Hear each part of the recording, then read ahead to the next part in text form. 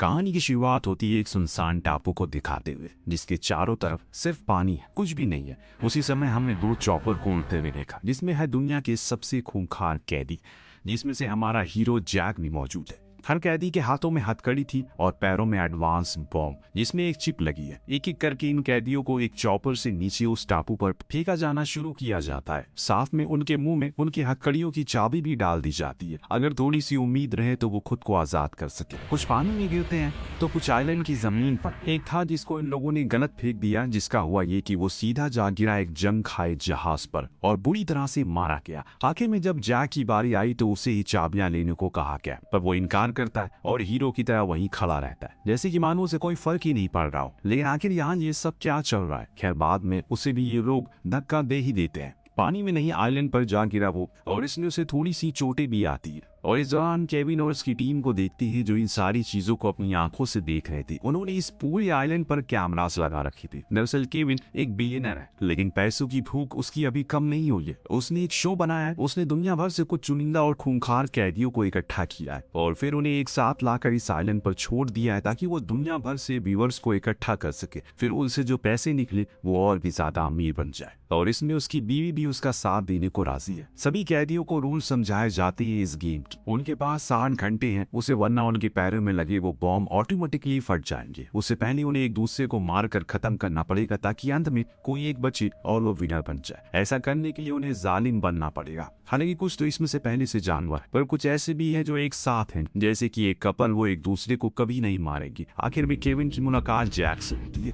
Jack jail में इस वजह से कैद है क्योंकि उसने चोरी करने के लिए पूरी बिल्डिंग को नस्त नाबूद कर दिया था। वह सीन आता है आइलैंड पर हर कोई अपनी अपनी चालाकी का नमूना दिखाता है। एक लड़की जो अभी इस आइलैंड पर आई है समुंदर से, चारों तरफ उसने देखा कि बस समुंदर है और यहाँ से भाग पाने का कोई सवाल ही नहीं पैदा होता। इतने में उसे भनक आ गई किसी की होने की। वो फौरन छुप जाती है, लेकिन तभी पीछे से एक सनकी बुढ़ा उस पर हमला करता है। अकेली लड़की देखकर वो उसका फायदा उठाने की कोशिश करता है, लेकिन मशीदा हिम्मत नहीं हारती। वो अपने पैतरे आजमाना शुरू करती है। पहले तो उसने भागने का सोचा, लेकिन उसी समय वो सनकी बूढ़ा अपने गेंडे वाले शरीर लेकर उस पर कूद पड़ा और उसी के ऊपर बैठ गया। बेचारी वो लड़की तो हिल तक नहीं पा रही थी। कैबिन में बैठे सभी इस चीज का लुत्फ उठा रहे थे। हर एंगल से उन्हें फुटेज देखने को मिल रही थी क्योंकि वहां हजारों कैमरा जो लगे थे। तो केविन की टीम ने बताया कि कुछ ही मिनट में हमें 5 मिलियन व्यूअर को अपनी तरफ खींच लिया है। ये सुनकर वो बहुत खुश होता है, बोला कि ये तो अभी शुरुआत है, अभी और लोग आएंगे। वहाँ मशीदा अभी भी उसी बूढ़े के नीचे दबी पड़ी है। अब वो उसके साथ गलत काम करने की फिराक में था। इस चीज को मशीदा ने भाप लिया और कुछ भी गलत होने से पहले उसने पास में ही पड़ी लकड़ी को उसके गले में घुसा डाला। सब दंग रह गए उसकी हिम्मत को देखकर, खासकर केविन की बीवी। सिर्फ यही नहीं, उसने तो पैरों में लगी उस बॉम्ब की चिप को भी निकाल दिया और जाते जाते बोला कि बूढ़े अब ऊपर जाकर अपनी हवस मिटा। मात्र 5 सेकंड के अंदर ही बॉम्ब फट गया और उसके चीथड़े उड़ गए। टीम के होश उड़ गए क्योंकि ये पहला एलिमिनेशन था और जब पहला इतना खतरनाक है तो आने वाला कैसा होगा। केविन की वाइफ को अब ये चीज बेकार लगने लगी थी क्योंकि ये इंसानियत के खिलाफ है, उसे ऐसा लगता है। अब सीन शिफ्ट होता है जैक पर, जो अब क्या करे ये सोच रहा कि तभी उसे एक मैक्सिकन कैदी मिला। स्टीफन उसे देखकर एकदम से डर गया, पर जैक ने उसे दबोच लिया। पर स्टीफन उसे कुछ करता नहीं है, बल्कि वो ये कहता है कि वो उसे मानना नहीं चाहता, बल्कि वो तो अपनी बीवी लीन को ढूंढ रहा है। जैक तो पहले उस पर यकीन नहीं हुआ, पर बाद में उसने भी सोचा भाई ये बंदे की बॉडी दमदार है, अगर मानना चाहता तो कब का मार देता मुझे। बाद में स्टीफन उसे हैंडकफ की चाबियां देता है जिससे वो अपने आप को आजाद कर लेता है। स्टीफन उसे शुक्रिया कहकर वहां से चला जाता है। इस तरह से एक प्रिजनर वो साइलेंट पर लगे सारे कैमरा को गुस्से में तोड़ रहा था क्योंकि वो अच्छी क्वालिटी में उसकी फोटोज नहीं ले रहे थे। सब कैमरा में वो काला आ रहा था। खैर मजाक था ये। दरअसल बात ऐसी है कि उसे यहाँ पर सभी की तरह जबरदस्ती लाया गया है और इतने में उसने ऊपर उड़ता हुआ एक चॉपर देखा जो वहाँ के एयर ड्रॉप नीचे फेंकता है। कैदी फौरन उसके पास पहुंचते ही उसे खोलने लगते हैं। अंदर था एक चाकू, पानी और खाना जो पाकर वो खुश थे। लेकिन उसी समय उसके पास आया एक जापानीज कैदी जो बेहद ही फुर्तीला था। हालांकि पहले तो इसे लगा कि वो उसे अपनी ताकत से हरा देगा, लेकिन कुछ देर लड़ने के बाद उसे समझ में आया कि यहाँ से भागना ही बेहतर है, वरना ये उसकी चटनी बना देगा। इसीलिए वो रफू चक्कर हो गया। जापानीज उसे ढूंढता ही रह गया। इस दौरान हम उसी टापू पर एक क्रैश प्लेन को देखते हैं जो शायद दूसरे विश्व युद्ध का था। अब जापानीज उसके अंदर कुछ काम की चीजों को तलाशने लगा। तभी बाहर से कुछ आवाज आई। बाहर निकला तो वहाँ माइकल था जो शक्ल से खूंखार लग रहा है। माइकल ने उसकी फुर्ती की तारीफ की, बोला कि वो अकेले सभी से नहीं लड़ सकता, उसे किसी का साथ चाहिए और मैं साथ देने के लिए राजी हूँ। क्यों ना हम दोनों एक टीम बनाए, फिर सभी को साथ में मारते। अपना चश्मा देकर वो इस डील को डन करता है और अब दोनों ये घातक टीम बन जाते हैं। वहाँ हमारे हीरो जैक अभी भी इधर उधर भटक रहा है। अचानक उसके सामने पीटर आता है। केविन को कुछ ज्यादा ही लगाव है इससे, क्योंकि उसे लगता है कि यही इस खेल का विनर बनेगा। जैक उसे कुछ ना करने को बोलता है क्योंकि वो किसी भी किस्म की लड़ाई नहीं चाहता। तो पीटर को तो गेम जीतना था, किसी भी तरह करके उन पैसों को हासिल करना है, तो उसने लड़ाई शुरू कर दी। लड़ाई काफी ब्रूटल थी। दोनों एक दूसरे के ऊपर कुछ ऐसे झपट पड़ते हैं जैसे स्टूडेंट के ऊपर पुलिस झपटती है। पीटर कोशिश करता है कि उसके बॉम्ब को वो चिप निकाल सके, पर वो ऐसा होने नहीं देता। हर बार वो उसे पटक नहीं दे देता है और अंत में उसने उसकी चिप को निकाल दिया, खाई में धक्का दे दिया। नीचे जाते ही जोरदार धमाका हुआ और तीसरा कैदी भी एलिमिनेट हो गया। केविन बेचारा मायूस हो गया, पर दूसरी तरफ वो खुश भी था क्योंकि वीवर अब 12 मिलियन क्रॉस हो चुके हैं। अब तो रुकने का नाम नहीं ले रहा है। इस दौरान हम सारा नाम की औरत को देखती हैं जो अपने बच्चों के साथ शहर से काफी दूर रहती है। जब वो घर लौटी तो उसके पास एक कॉल आया जिसमें उसे बताया गया उसका पति अभी जिंदा है। दरअसल सारा जैक की पत्नी है। उसने जैक को मरा हुआ मान लिया था, लेकिन जब उसने उसकी पूरी कहानी सुनी तो फौरन जैक के दोस्तों को कॉल किया। सब लोग इंटरनेट कैफे में मिले जहां उन्होंने उस वेबसाइट को खोला जिस पर ये डेडली सर्वाइवल गेम चल रहा था। $49 देकर वो इस गेम को एक्सेस ले लेती है। वहां सारा ने जैक को देखा कि वो दंग रहती। उसके दोस्त भी हैरान थे। उन्हें यकीन नहीं हो रहा था कि जैक ऐसे गेम का हिस्सा क्यों बन गया जहां लोगों को मानना है। वो सभी इस गेम को फॉलो करना शुरू करते हैं। दूसरी तरफ लीन जब अपनी बेटी को ढूंढ रही थी, उसी समय उसे किसी दूसरे इंसान की आहट सुनाई दी। खुद की जान बचाने के लिए उसने छुपने के लिए पेड़ का सहारा लिया, लेकिन जब वो छुप कर देखती है तो हाँ, उसका अपना पति था। दोनों फौरन गले मिलते हैं। आपस में उन्होंने फैसला किया कि वो अब छुपकर इस गेम को आखिर तक सरवाइव करेंगे। लेकिन तभी वहां पर माइकल आता है जिसके दिल में वो दरियादिली नहीं थी। स्टीफन उसे बोलता है कि वो कोई लड़ाई नहीं चाहता, लेकिन माइकल को पता था बिना किसी को मारे तो वो इस गेम को जीत नहीं पाएगा। दोनों में भयंकर लड़ाई होती है। माइकल उसके ऊपर भूखे कुत्ते की तरह टूट पड़ता है और पूरी जान लगा देता है उसे खत्म करने के लिए। जब स्टीफन पीछे मुड़ा तो देखा कि जापानीज कैदी ने उसकी बीवी को पकड़ रखा। इस मौके का फायदा उठाकर माइकल उसके दोनों घुटनों पर लकड़ी से वार करता है और उसे तोड़ देता है, जिससे वो खड़े तक नहीं हो पा रहा। और बाद में उसे वही बांध दिया। कहा कि देख, अब तेरे सामने ही तेरी बीवी के साथ क्या करते हैं।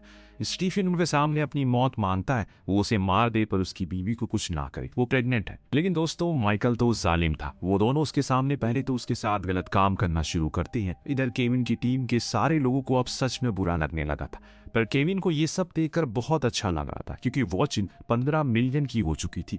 उसकी बीवी जूनी ने उसे मना किया ये सब करने को क्योंकि वो भी एक औरत थी। उसने लीन का दर्द समझा, पर केविन नहीं मारा। उसने वहां अपनी कैमरा टीम भेज दी ताकि इस चीज को वो अच्छे एंगल से शूट कर सके।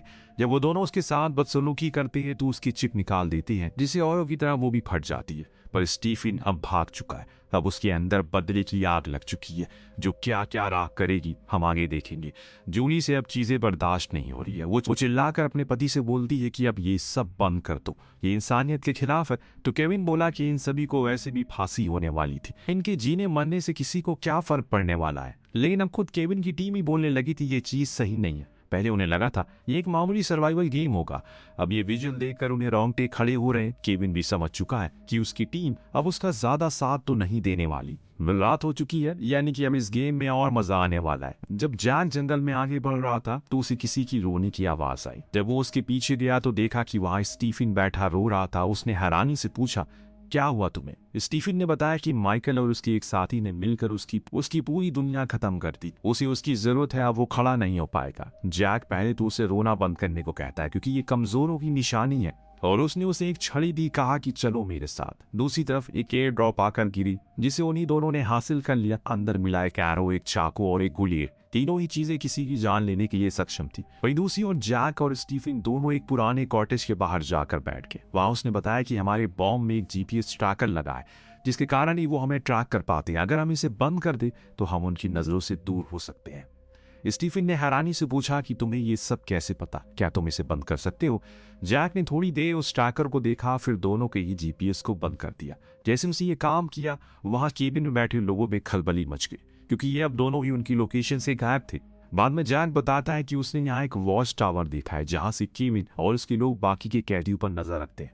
वो स्टीफन को एक चाकू देकर खुद अकेले टावर की तरफ जाने लगता। अब इस दौरान हम FBI हेडक्वार्टर का सीन देखती हैं, जहां एजेंट फेडरल को जैक का काफी अच्छा दोस्त है। हमें पता चलता है कि जैक ने FBI में 14 साल सर्विस की थी और इस दौरान उसे एक मिशन दिया गया था एल्डोराडो में जाकर एक ड्रग कार्टेल को पकड़ने का। तो जैक ने इस काम को बखूबी किया, पूरे कार्टेल को मार डाला, लेकिन इस चीज से वहां की सरकार ने उसे अरेस्ट कर लिया, फिर उसे मौत की सजा सुनाई गई। हमें इस चीज की अच्छी से जानकारी थी, पर डिप्लोमेट रिश्ते खराब ना हो इसीलिए सरकार ने उसे पहचानने से इनकार कर दिया और तब से लेकर आज तक हमें ये नहीं पता कि वो कहाँ है, वो जिंदा है या मर गया। एजेंट ये बातें जानकर दंग रह जाता है। वहां दूसरी तरफ केविन कैमरा में देखता है कि जैक स्पाइडर कैम के केबल के सहारे से टावर की तरफ आ रहा है। वो फौरन अपने असिस्टेंट मैक्सिकन को ऑर्डर देता है, वहां के लोगों को आगाह कर दो और जितनी जल्दी हो सके इसे खत्म कर दो, वरना ये हमारे पूरे सिस्टम को बर्बाद कर देगा।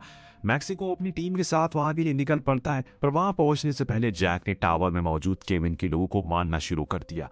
गार्ड जो कि नीचे तैनाती के लिए खड़े थे, वो उसे बड़ी चतुराई के साथ गला घोट कर मार डालता है। फिर जब वो सीढ़ियों से ऊपर पहुंचता है तो वहां एक और आदमी मौजूद था। किसी भी तरह की जल्दबाजी उसकी जान ले सकती है, इसीलिए बड़ी सूझबूझ के साथ वो ऊपर पहुंचा और एक झटके में उसे मारकर बेहोश कर डाला। उनका अनुमान सही था, वहां एक सैटेलाइट फोन उसे मिल गया जिसे उसने सबसे पहले सारा को कॉल किया। उसकी आवाज को सुनकर सारा रोने लगती है। जैक उसे समझाता है कि उसका यहाँ से जिंदा आना तो उसे नामुमकिन लग रहा है, इसीलिए मैं जो तुम्हें अकाउंट नंबर दे रहा हूँ उसमें मेरे सारे पैसे निकाल लो, मैंने वो अपने परिवार के लिए सेव किए थे। सारा उससे पूछती है कि वो अभी कहाँ पर है, तो जैक उसे इस आइलैंड की लोकेशन का शेयर करता है। तब तक मैक्सिकन ऊपर आ चुका था। उससे बचने के लिए जैक टावर से नीचे कूदता है और भागने में कामयाब होता है। लेकिन कहानी में ट्विस्ट तो अब आएगा जब US सरकार खुद इन्वेड करेगी इस आइलैंड पर, क्योंकि सारा ने एजेंट को सब कुछ बता दिया था। अब उसने अपने हेड को भी इस बारे में इत्तला कर दिया है, जिन्होंने ऑर्डर दिया किसी भी हाल में उन्होंने जैक को रेस्क्यू करना होगा।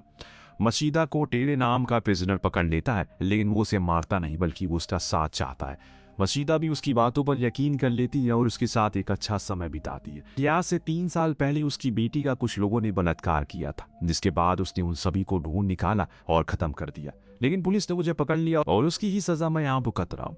मशीदा उसकी बातों सुनकर इमोशनल हो जाती है। तो दोस्तों यहाँ एक आता है भयानक ट्विस्ट। मशीदा के आंसू मगरमच्छ के थे।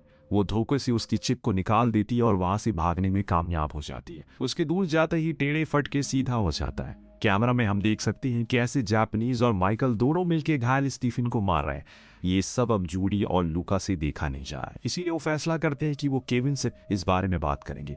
पर केविन तो 27 मिलियन होने की खुशी में पागल हुआ जा रहा है। लूका उसे बोलता है कि उन्हें ये सब बंद करना होगा, पर केविन उसे वो कॉन्ट्रैक्ट याद दिलाता है जिसमें उसने खुद साइन किया था। उसे पता था कि इस गेम में क्या होने वाला है, पर जूली ने किसी भी पेपर पर कोई साइन नहीं किया। वो बगावत पर उतर आई है, तब केविन उसे एक जोरदार थप्पड़ मारकर चुप करा देता है। जैक माइकल के पास पहुंच चुका है, पर वो उस पार नहीं जा सकता क्योंकि उन्हें दरमियान एक टूटा हुआ ब्रिज है। वहां वो दोनों उसके साथ जानवरों वाला सलूक करते हैं। जैक उनसे रुकने को बोलता है, पर माइकल अपनी सिगरेट से उसे जिंदा ही जला दे। और ये मंजर देखकर खुद जैक का दिल भी टूट गया था।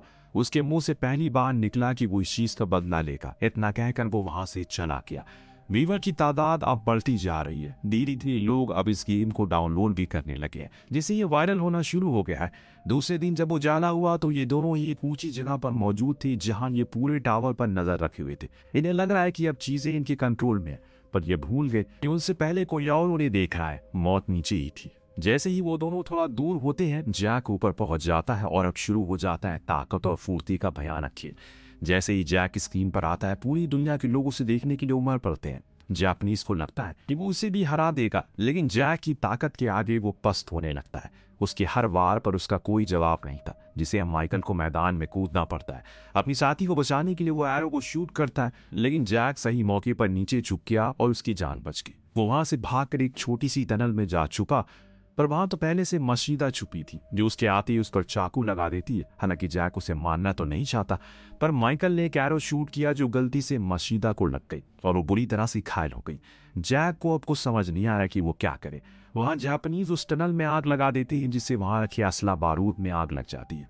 अगर ये बाहर नहीं निकले तो सब कुछ फट जाएगा। जैक ने एक और टनल खोज निकाली जो सीधा जंगल में जाकर खुलती है। जैक के पास उसे वहीं छोड़कर जाने के अलावा कोई चारा नहीं था। उसके बाहर आते ही एक जोरदार धमाका हुआ और पूरी टनल फट गई।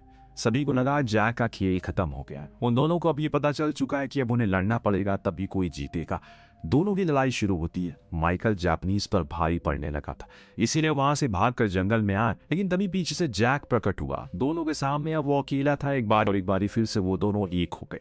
जैक उनसे अकेले ही भिड़ गया, उन्हें बड़ी बुरी तरह से मारना शुरू कर दिया।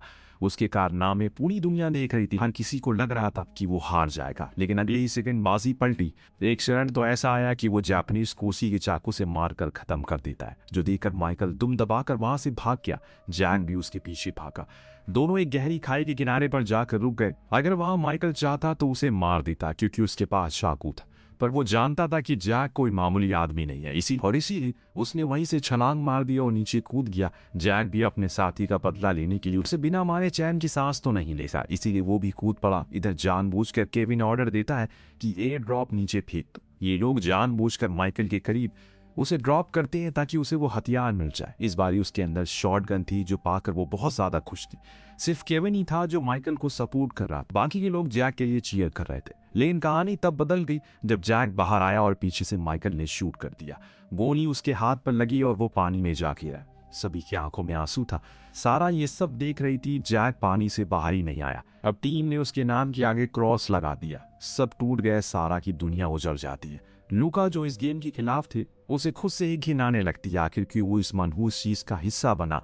माइकल ने तो वहां मौजूद दोनों कैमरामैन को भी मार डाला, बस ये साबित करने के लिए कि वो कितना ताकतवर है। केविन और उसकी टीम माइकल को विनर घोषित करने के लिए कैंप में लेकर आई है और उसके पैरों से वो बॉम्ब निकाल दिया। बाद में माइकल उसे अपने पैसे मांगता है, पर केविन इनकार करता है। तो उसका कहना था कि वो कब का मर जाता अगर वो उसे नहीं जितवाता। माइकल का तो खून खोल गया ये सुनकर। उधर केविन अंदर जाकर उस बॉम्ब को रख देता है और जूली को अपने साथ चलने को बोलता है, पर वो मना कर देती है, क्योंकि वो अब ऐसे शख्स के साथ अपने आगे की जिंदगी नहीं जीना चाहती, जो दूसरी की मौत को देखकर मजे लेता है। बाहर खड़ा माइकल अब पागल कुत्ते की तरह सभी को मारने लगता है। अंदर आकर उसकी टीम से केविन के बारे में पूछा, लेकिन किसी को नहीं पता था कि वो कहाँ गया, तो उसने पूरी टीम को ढूंढ डाला। इस दौरान एक भयंकर ट्विस्ट आया। जैक अभी जिंदा है, पर घायल है, लेकिन अब वो ज्यादा घातक बन चुका है। लंगड़ाते हुए वो कैंप में पहुंचा। इससे पहले कि माइकल जूली को मारता, उससे पहले उसने उसे खत्म कर दिया। बाद में वो केविन को ढूंढते ढूंढते उसके चॉपर तक पहुंच गया। उसने उस पर कई बार शूट किया, लेकिन एक भी गोली उसे नहीं लगी। लेकिन तभी वहां जूली आ गई, जिसने उसे वही बॉम्ब दिया और जिसमें से उसने पिन निकाली, और फिर जैक ने उसे चॉपर पर फेंक दिया। इससे पहले कि केविन उसे निकालता, 5 मिनट खत्म हो गए और पूरा चॉपर बर्बाद हो गया। बाद में उसी पिन से वो अपने बम को भी डिफ्यूज कर देता है और आजाद हो जाता है। आपको कहानी कैसी लगी हमें कमेंट करके जरूर बताएगा। मिलते हैं अगली वीडियो में। Thank you so much watching.